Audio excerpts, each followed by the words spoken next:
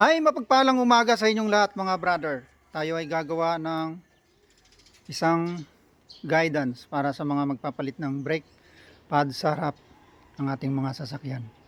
Ito ang mga gamit na dapat gawin. Ito, maganda ng isang head mechanical jack pang taas. Ito ay 17mm ang mapasang gulong.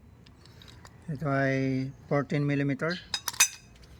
Ito ay flat screw 14mm back wrench with 17mm at martilyo. Ito ipapalit natin brake pad. So mura lang naman to, pero kilo to, ginagamit to ng mga taxi. Ito yung pinaglumaan, sobrang nipis na kumpara dito sa bago.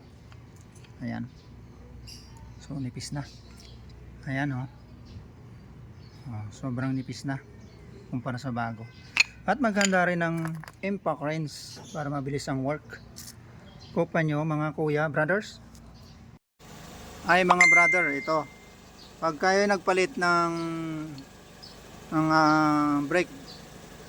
brake, huwag nyo itapon tong bakal nya, pabanding nyo to para mayroon kayong reserba.